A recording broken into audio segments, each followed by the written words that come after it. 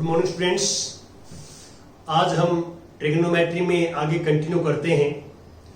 आज हम आपको बताएंगे कि जो हमारे पास ट्रिग्नोमेट्रिक फंक्शंस होते हैं उनका डोमेन और रेंज के बारे में आप डिस्कस करेंगे। आज देखिए, ये जो आपको मैंने डायग्राम जो प्रीवियस लेक्चर्स के अंदर बताया है, ये बड़ा इंपॉर्टेंट डायग्राम है। यदि बच्चा इसको समझ लेता है अच्छे ढंग से तो उसको फार्मूले याद करने में, समझने में जो है काफी हेल्प मिलेगी और उसको ट्रिग्नोमेट्री इजी भी लगेगी। तो ये जरूर ध्यान रखें कि हमने एक सर्कल जो लिया है वो यूनिट सर्कल लिया है। यूनिट सर्कल का अर्थ यहाँ पे है कि जिसका रेडियस 1 यूनिट हो, और इसके बारे में हम पहले भी पढ़ चुके हैं कि ये जो P पॉइंट है, P ये सर्कल के ऊपर लाई करता है, सर्कल के ऊपर, और ये सर्कल के ऊपर मूवमेंट करता है। तो चार पोजीशन तो इसकी ये होती है कि P A पे आ जाए, P B पे आ जाए, C पे और D पे। A B C D के साथ कोइंसाइड कर जाए।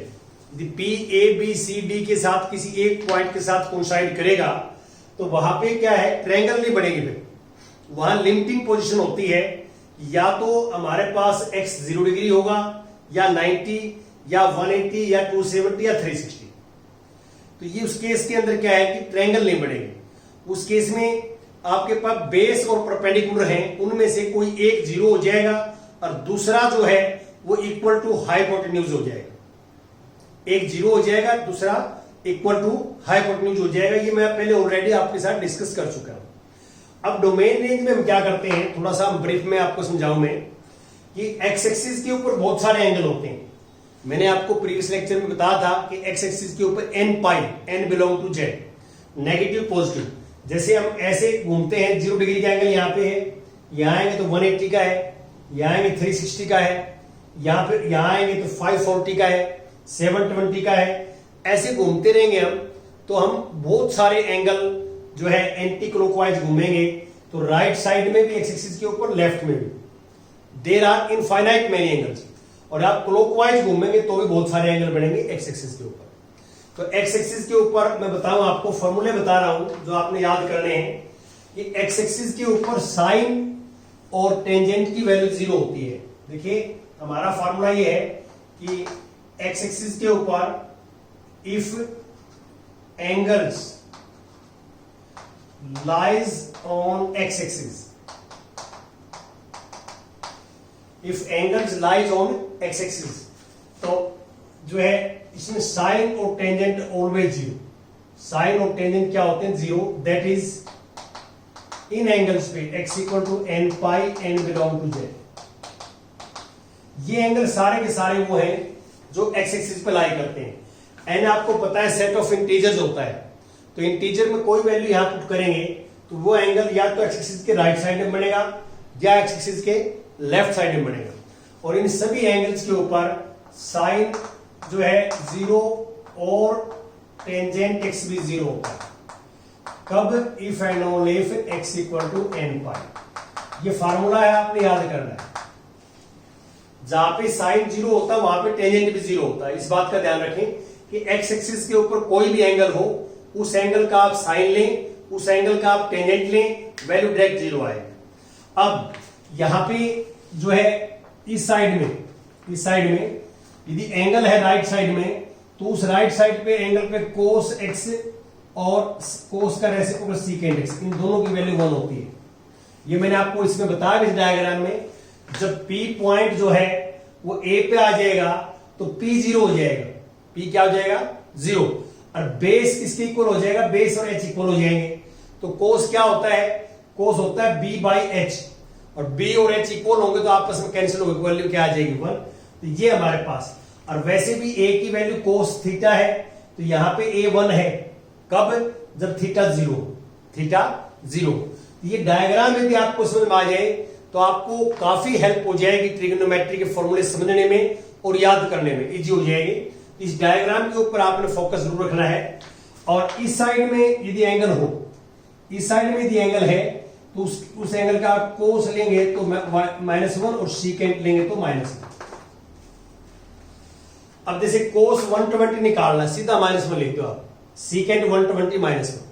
तो कोस उस राइट साइड में प्लस का 1 होता है, कोई भी एंगल बने अब cos 361 secant 361 ये, और जहां साइन और टेंजेंट जीरो होगा ना, साइन का रेसिप्रोकल होता है कोसिकेंट और टेंजेंट का होता है cot. Tangent cosecant and cot x are not defined on x-axis, on angles lies on x-axis। इसका मीनिंग क्या है कि जो x-axis के ऊपर एंगल है ना, इन एंगल पे कोसिकेंट और कोट डिफाइंड नहीं होता, इनके अलावा कोई भी एंगल हो वह डिफाइंड होगा। क्यों? साइन का x 0 है तो कोसिकेंट 1/0 इन्फिनिटी होता है, तो इन्फिनिटी आपको पता है कि नॉट डिफाइंड होता है, तो ये नॉट डिफाइंड है। तो एक्स एक्सिस के ऊपर जितने भी एंगल होते हैं उन पे मैंने 6 के 6 फंक्शंस की वैल्यू बता दी आपको। साइन और टेंजेंट 0, राइट साइड में कोसिकेंट और सीकेंट का +1 और इसमें लेफ्ट में कॉस और सीकेंट -1। अब इसी प्रकार वाई एक्सिस के ऊपर होता है, वाई एक्सिस के ऊपर जो है कोस और कोट 0 होता है। Second, if angles lies on y-axis, that is कौन से एंगल? मैंने आपको बताया था 2n + 1 into π/2 n belong to z। ये एंगल जो है n की वैल्यू कोई भी इंटीजर यहां पुट करेंगे तो ये जो एंगल बनेगा या तो ये y-axis से बनेगा ऊपर या नीचे की तरफ बनेगा। यदि ये नेगेटिव एंगल बनेगा तो आप क्लॉकवाइज चलेंगे और नेगेटिव पॉजिटिव एंगल बनेगा तो एंटी क्लॉकवाइज चलेंगे। लेकिन ये एंगल, जो भी एंगल यहां से आएगा वो बनेगा वाई एक्सिस के ऊपर, ये कंफर्म है, आप अपना वेरीफाई करके देख सकते हैं। और वाई एक्सिस के ऊपर कोस भी 0 होता है और कोट भी 0 होता है। कोट होता है कोस अपॉन साइन, तो कोस 0 हो गया तो कोट अपने आप 0 हो गया। तो इसमें क्या होता है, कोस एक्स 0 और कॉट एक्स 0। कब? If and only if. ये सिंबल जो है दोनों के लिए है, x = 2n + 1 into π/2 n belong to z। ये सिंबल होता है इफ एंड ओनली इफ, ये दोनों साइड से ट्रू है। यदि cos x 0 है तो x को ये लिखेंगे, और x ये है तो cos x 0 होगा। तो ये है तो ये सही है, और दिस इज ट्रू तो ये सही है। तो ये दोनों साइड से ट्रू होते हैं फार्मूले। और इसमें ऊपर की तरफ एंगल होगा, यहां ऊपर की तरफ एंगल होगा तो sin x 1 और कोसिकेंट x 1। ये क्यों आया साइन? क्योंकि ये कब पोजीशन पड़ेगी? जब P पॉइंट B पे आ जाएगा, और P पॉइंट B पे आ जाएगा तो बेस तो 0 हो जाएगा और P H के बराबर हो जाएगा। ट्रायंगल नहीं बनेंगे यहां पे लिमिटिंग पोजीशन होगी और x 90 हो जाएगा, x टेंड्स टू 90, तो x 90 हो जाएगा तो P = H। और साइन क्या होता है? P/H, और P = H है तो P से H कैंसिल हो जाएगा, 1 आ जाएगा, तो वहां पे हमारे पास वैल्यू आ जाएगी। तो इसको थोड़ा रियलाइज करना है आपने डायग्राम को। और दूसरा, कोस का उल्टा होता है सीकेंट, और टेंजेंट का कोट का उल्टा होता है टेंजेंट, रेसिप्रोकल। ये नॉट डिफाइंड होते हैं। दिस और दिस एंड लिखो आप, चलो एंड यहां पे से ऐड कर देना। Secant and tangent are not defined if angle x lies on y axis। यदि एंगल x y axis पे लाई करता है, angle x lies on x axis, यहां y axis के ऊपर लाई करता है, ये नॉट डिफाइंड होते हैं। तो दो फंक्शन तो y axis के ऊपर 0 होते हैं, दो इनके रेसिप्रोकल नॉट डिफाइंड होते हैं, तो 0 का रेसिप्रोकल नॉट डिफाइंड होता है। अब साइन की वैल्यू और कोसिकेंट की वैल्यू ऊपर की तरफ 1 होती है, नीचे की तरफ -1 होती है। नीचे की तरफ एंगल होगा तो साइन x -1 आएगा, कोसिकेंट x भी -1 आएगा। तो आप देखो मैंने क्या है कि x एक्सिस के ऊपर और y एक्सिस के ऊपर 6 के 6 फंक्शन आपके डिफाइन कर दिए मैंने, 6 के 6 फंक्शन आपको डिफाइन कर दिए। अब हम बात करते हैं डोमेन और रेंज की। आपको हम +1 में ये पढ़ाते हैं कि जो फंक्शन होता है उसका डोमेन भी होता है और कोडोमेन भी होता है और रेंज सेट भी होता है। ये +1 में काफी डिटेल में पढ़ते हैं हम। यदि आप ज्यादा मतलब जो है डिटेल में जाना चाहते हैं तो आप +1 में सेकंड चैप्टर जो है YouTube channel maths by Pradeep Pangad पे देख लीजिए। वहां पे मैंने काफी डिटेल में डेफिनेशन वगैरह बताई हुई है। देखिए यहां पे हम क्या कर रहा हूं मैं, वैसे मैं थोड़ा सा डोमेन की डेफिनेशन यहां बता ही देता हूं आपको। डोमेन की डेफिनेशन जो है नटशेल के अंदर ले लेते हैं हम। डोमेन क्या होता है? डोमेन में एक्स की वैल्यू आती है, एक्स की वैल्यू कि x belong to R real value होनी चाहिए and where f x is defined real and finite.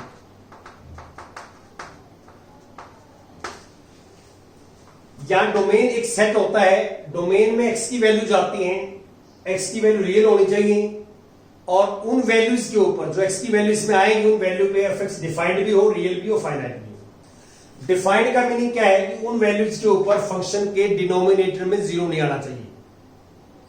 Denominator zero नहीं होना चाहिए तो वो डिफाइंड है। फाइन रियल का अर्थ ये है कि स्क्वायर रूट यदि प्रेजेंट है फंक्शन में, स्क्वायर रूट, तो स्क्वायर रूट के अंदर नेगेटिव नहीं आना चाहिए तो वो रियल होते हैं। नेगेटिव ना आए तो वो रियल होते हैं।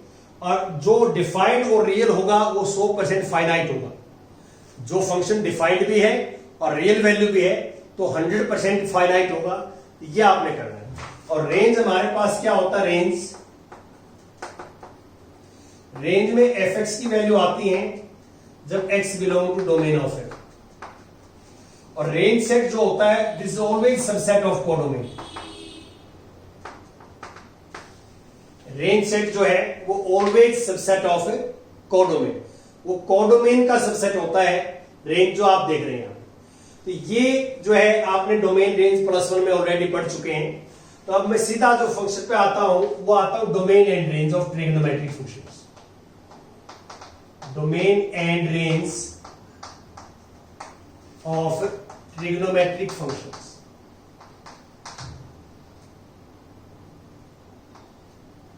ट्रिग्नोमेट्रिक फंक्शंस, ट्रिग्नोमेट्रिक फंक्शंस की डोमेन और रेंज हम कैसे निकालते हैं? देखिए थोड़ा सा हम ब्रीफ में करें कि जैसे एफ एक्स मेरे पास है साइन एक्स, तो साइन एक्स के डिनोमिनेटर में 1 है। आप एक्स की वैल्यू कोई भी रियल नंबर पुट करें, नीचे कोई इफेक्ट नहीं पड़ेगा। एक्स की वैल्यू आप चेंज करेंगे, पुट करेंगे तो न्यूमरेटर में इफेक्ट पड़ेगा। इसकी न्यूमरेटर की वैल्यू चेंज होगी, डिनोमिनेटर में 1 ही रहेगा। तो इसलिए नीचे कभी भी 0 नहीं आ सकता।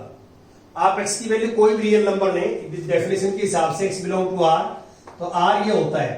तो आप कोई भी रियल नंबर ले लें, x की वैल्यू रियल नंबर, आपको पता है कि रियल नंबर जो है वो रेडियन में एंगल होता है। तो रियल नंबर लेंगे, यहां पुट करेंगे तो न्यूमरेटर में चेंज आएगा, डिनोमिनेटर में नो चेंज। तो डिनोमिनेटर कभी भी 0 नहीं बनेगा। This is always defined. Square root यहां है नहीं, तो स्क्वायर रूट नहीं है तो ये 100% रियल भी होगा हमेशा। डिफाइंड रियल है तो फाइनाइट भी होगा। तो सबसे पहले हमारे पास फंक्शन आता है साइन। साइन का डोमेन r होता है और रेंज होती है -1 to 1। कारण है इसका -1 to 1। देखिए जब ये P पॉइंट यहां आएगा, P पॉइंट यहां होगा तो उस केस में P 0 हो जाएगा। P 0 अगर साइन 0 होगा, यहां पे A पॉइंट के ऊपर साइन की वैल्यू 0 है और जब ये P पॉइंट यहां आ जाएगा तो साइन की वैल्यू 1 है। उसके बाद ये डिक्रीज होना शुरू हो जाएगा। हाईएस्ट वैल्यू 1 होगी, 1 के बाद डिक्रीज हो जाएगा -1 तक, फिर 0 आएगा, फिर -1 तक आएगा। यहां पे आपको मैंने बता भी रखा है कि A और B, A कोस थीटा मैंने प्रूव किया था, B साइन थीटा प्रूव किया था। और A की वैल्यू यहां देखो, A की वैल्यू यहां 0 है तो इसका मीनिंग कोस 0 है यहां पे, और B की जो है वैल्यू 1 है तो कोस साइन यहां 1 है। तो इसलिए अधिक से अधिक साइन की वैल्यू ऊपर B पॉइंट पे होगी 1 और कम से कम होगी D पॉइंट पे साइन की वैल्यू -1। साइन, क्योंकि साइन थीटा B है और B कोऑर्डिनेट Y कोऑर्डिनेट है, तो Y कोऑर्डिनेट है तो साइन की कम से कम वैल्यू -1 होगी, अधिक से अधिक 1 होगी। ये 1 से ज्यादा क्यों नहीं जाता, 1 से अधिक क्यों नहीं होता?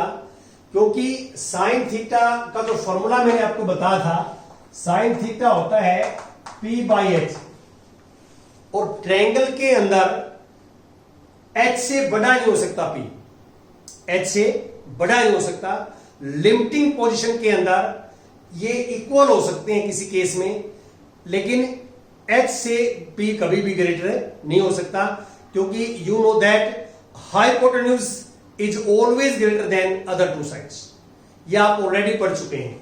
तो सेंस वही है, ये लिमिटिंग पोजीशन में 1 और -1 आएगा, अदरवाइज -1 उनके बीच में रहेगा। बिल्कुल सेम पैटर्न पे कॉस है।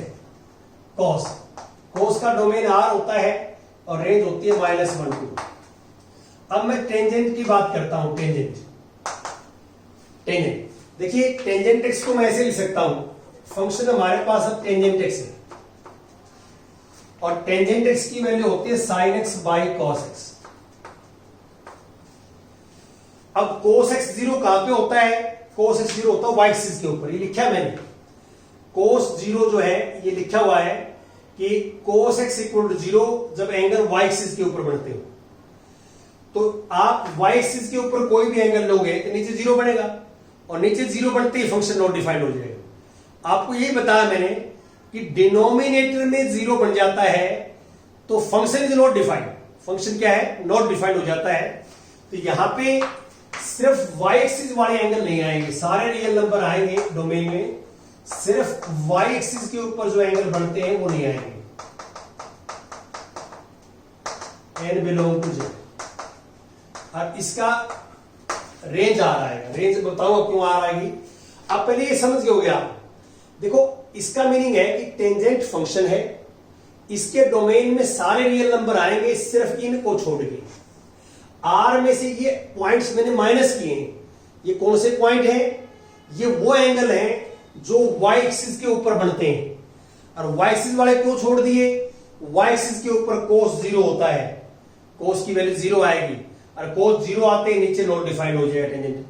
तो इसलिए वो पॉइंट रियल नंबर में नहीं है, जो डोमेन में नहीं आएंगे। और इसकी रेंज r क्यों आएगी? रेंज r इसलिए आएगी कि टेंजेंट थीटा की वैल्यू आप 10th क्लास में पढ़ते थे, p/b, याद हो तो आपको। अब ये ट्रायंगल p ऊपर नीचे इसके ऊपर घूमेगा p, तो आप देखना कि p जैसे जैसे घूमेगा तो h तो हमेशा कांस्टेंट रहेगा। h तो 1 यूनिट रेडियस है तो 1 रहेगा। p कहीं भी जाए इसके ऊपर, h की वैल्यू क्या रहेगी? 1। हाइपोटेन्यूज वो फिक्स है। चेंज क्या होगा? बेस चेंज होगा और परपेंडिकुलर चेंज होगा। तो कभी p b से बड़ा होगा और कभी b p से बड़ा होगा। तो p बड़ा होगा, कभी b बड़ा होगा, तो ऊपर नीचे बड़ा छोटा आएगा, तो वो वैल्यू जो है कोई भी रियल नंबर हमारे पास आ जाएगी। तो इसलिए जो है दोनों वैल्यू देंगे हमारे को ये रियल नंबर्स, नेगेटिव और पॉजिटिव, दोनों कोई भी रियल नंबर आ सकता है। अब मैं कोट की बात करता हूं, कोट फंक्शन। देखिए, कोट को मैं लिख सकता हूं यहां पे f(x) मेरे पास मान लो कोट x है, कोट x। तो कोट x को मैं लिख सकता हूं cos x upon sine x। अब नीचे साइन आ गया। साइन 0 कहां होता है? साइन इक्वल टू 0 है x एक्सिस के ऊपर। ये एंगल कहां बनते हैं? x एक्सिस के ऊपर बनते हैं। तो इसलिए यहां पे x एक्सिस के ऊपर कोट नॉट डिफाइंड हो जाएगा, तो इसमें सारे रियल नंबर आएंगे, सिर्फ x एक्सिस के ऊपर जो एंगल बनते हैं वो नहीं आएंगे।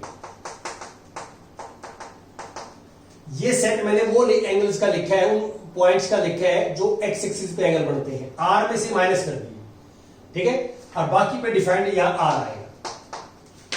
और अब हमारे पास आता है सीकेंट। सीकेंट को मैं लिख सकता हूं 1/cos।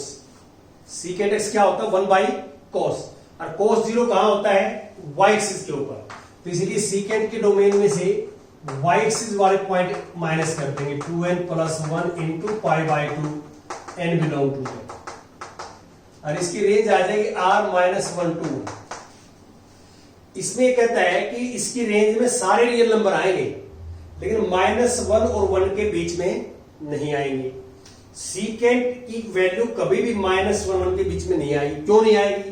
कारण है, देखिए, मैंने आपको ये बताया है कि जैसे कोस की जो रेंज है, कोस का रेसिप्रोकल सीकेंट होता है, तो कोस की रेंज है वो -1 और 1, और -1 को भी लेंगे डायरेक्ट कर देंगे और 1 को भी डायरेक्ट कर देंगे, हम बीच में ले लेंगे ये। तो ये मैंने कोस की रेंज लिखी है। तो आप बताओ, -1 का रेसिप्रोकल तो -1 ही आ जाएगा, 1 का रेसिप्रोकल 1 आ जाएगा। लेकिन इनके बीच में कोई नंबर लोगे ना, जैसे मान लो -1/2 ले लिया आपने, -1/2 का रेसिप्रोकल -2, इसके बीच में नहीं आएगा, इसका रेसिप्रोकल -1 के बीच में नहीं आएगा। 1/2 लोगे तो बीच में नहीं आएगा। तो -1 और 1 के बीच में कोई भी आप नंबर लें, उसका रेसिप्रोकल करें आप, कभी भी -1 और 1 के बीच में नहीं आएगा। आप ये अपना रियलाइज करके देख सकते हैं। वही चीज इसने लिखी है कि कोस की रेंज होती है -1 to 1 और सीकेंट उसका उल्टा होता है, कोस का रेसिप्रोकल होता है। तो -1 और 1 के बीच में कोई नंबर लोगे तो जो उसका रेसिप्रोकल करोगे तो वो नंबर इसके बीच में नहीं आएगा, वो या तो -1 से कम आएगा या 1 से ज्यादा आएगा। तो इसलिए ये नहीं आएगा। और ये ओपन ब्रैकेट क्यों लगी है? तो इस सीकेंट की वैल्यू -1 आ सकती है। क्यों? -1 का रेसिप्रोकल -1 होता है, 1 का रेसिप्रोकल 1 होता है। तो -1 और 1 आ सकती है, लेकिन इसे बीच में नहीं आएगा सीकेंट। या आप विजुअलाइज कर सकते हैं। और लास्ट आता है कोसिकेंट, फंक्शन का नाम कोसिकेंट। और कोसिकेंट को लिख सकते हैं 1/sin x, और साइन होता है x एक्सिस के ऊपर 0, तो इसलिए x एक्सिस वाले अपन माइनस कर दिए, n pi n belong to z। और जो है r -1 to 1, वही लॉजिक सेम।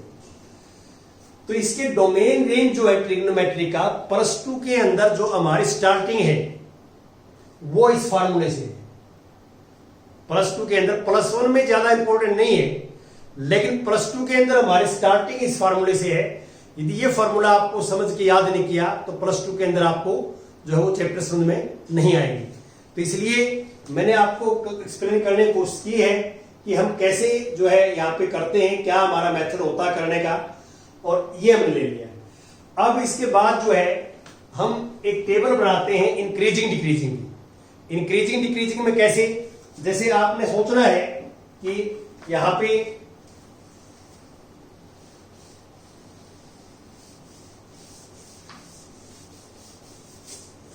देखो, मैं करके दिखाया था आपको एक दो चीजें, आप फिर आपने थोड़ा सोचना है। टेबल्स वगैरह मैंने कुछ बता दिया आपको, मोस्टली चीजें। यहां देखिए, जैसे इंक्रीजिंग डिक्रीजिंग की टेबल है ये,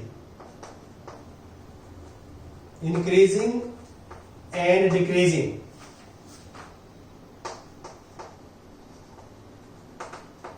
of trigonometric functions in quadrants. Quadrants तो मैं कुछ थोड़ा और एक्सप्लेन करूंगा आपको, क्या बताना चाह रहा हूं आपको। डायग्राम आपके सामने है।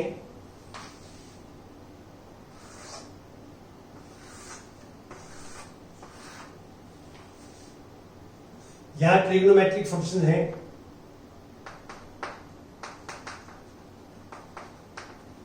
फंक्शन है, जैसे साइन है, कोस है, टेन है, सुबह लिख दें कोई बात नहीं। और यहां क्वाड्रेंट्स है।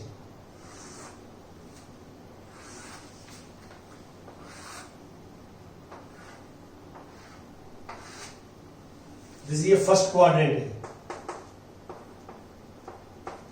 x की वैल्यू 0 से ग्रेटर और 90 से लेस। ये सेकंड क्वाड्रेंट है, 90 से ग्रेटर और 180 से लेस। और थर्ड क्वाड्रेंट है, 180 से ग्रेटर और 270 से लेस। रेडियन लिख सकते हैं आप इसको। फोर्थ जो है क्वाड्रेंट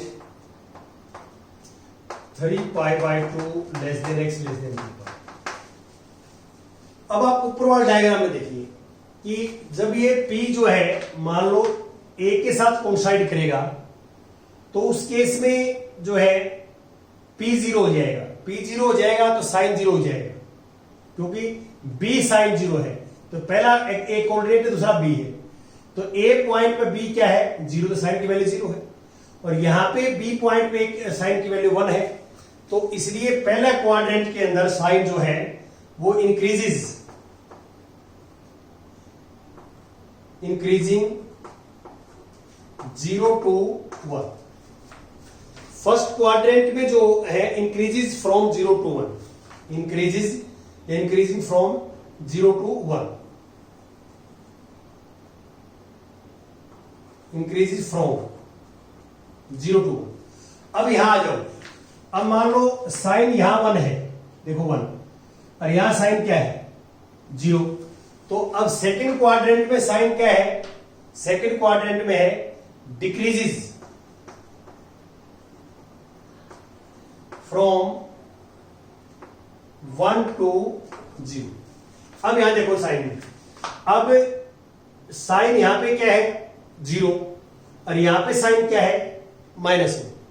देखो जो बी कोऑर्डिनेट है ना, पॉइंट का बी कोऑर्डिनेट, वो साइन के इक्वल है, तो उसके अकॉर्डिंग लिख रहा है। देखिए यहां 0 है, यहां -1 है, तो 0 से और कम हो गया, तो इसका मीनिंग क्या, थर्ड क्वाड्रेंट में डिक्रीज करेगा फ्रॉम 0 to -1। अब साइन की वैल्यू डी पे क्या है -1, और यहां पे क्या है 0, तो इसका मीनिंग क्या हुआ कि -1 to 0 इंक्रीज हो गया, मतलब नेगेटिव से पॉजिटिव साइड में जा रहे हैं। यहां लिखेंगे इंक्रीजेस फ्रॉम -1 to 0। तो ये मैंने किया है। अब मैं कोस के बारे में लिखता हूं। अब देखिए कोस यहां से स्टार्ट करते हैं। जब P पॉइंट A के ऊपर होगा तो जो x कोऑर्डिनेट है वो कोस है, देखो A इक्वल टू कोस है तो 1, और यहां पे 0 है, तो पहले क्या डिक्रीज हो रहा है, तो डिक्रीजेस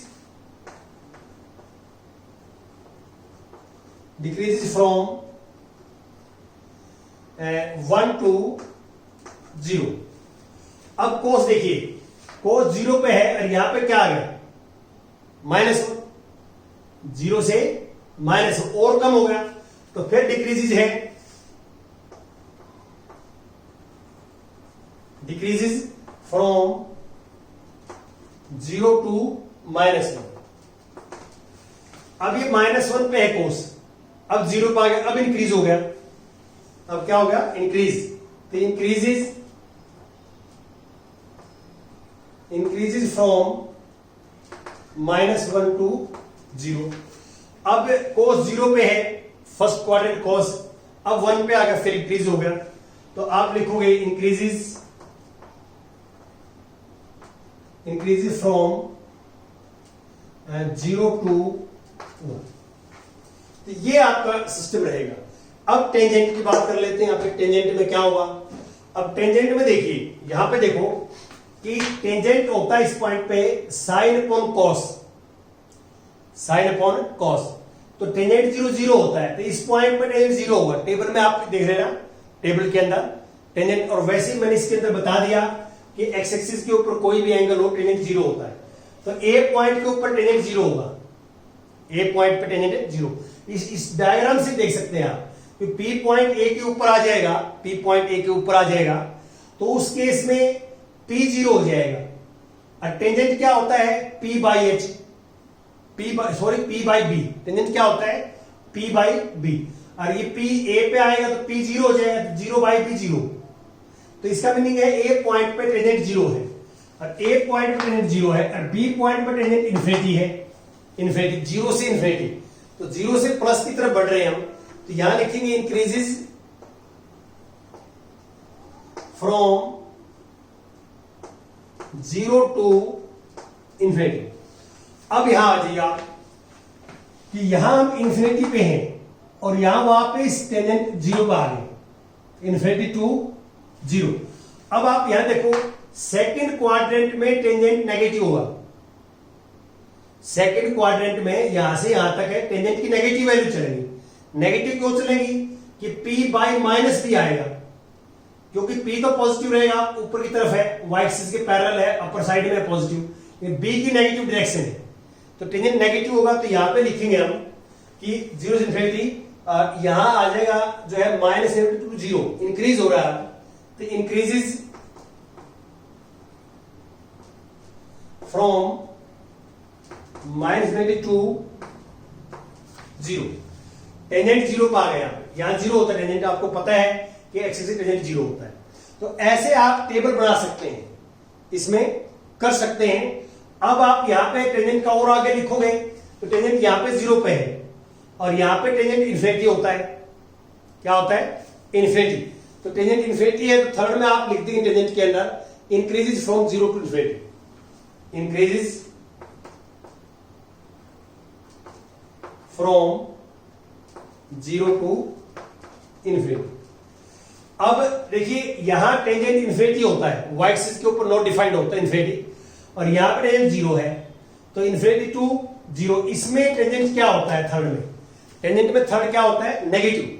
तो इसलिए माइनस इन्फिनिटी टू 0 लिखेंगे आप, minus infinity to 0, increases to from minus infinity to 0, increases to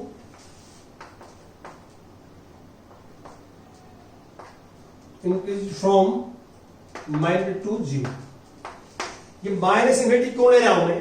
कि इस पूरी लाइन पे इन्फिनिटी है, इस लाइन पे क्या है? इन्फिनिटी। लेकिन जैसे ही आगे जाएगा ना, इसमें घुसेंगे हम, इसमें घुसेंगे, ये क्वाड्रेंट फोर्थ में टेंजेंट नेगेटिव होता है। इस टेबल के हिसाब से देख लें, क्योंकि इसमें क्या है कि P नेगेटिव हो जाएगा, नीचे की तरफ है P, तो P बाई B होता है टेंजेंट। तो फोर्थ में टेंजेंट नेगेटिव क्यों होता है? कि P नेगेटिव होता है, परपेंडिकुलर नेगेटिव होता है, तो नेगेटिव आएगा इसमें।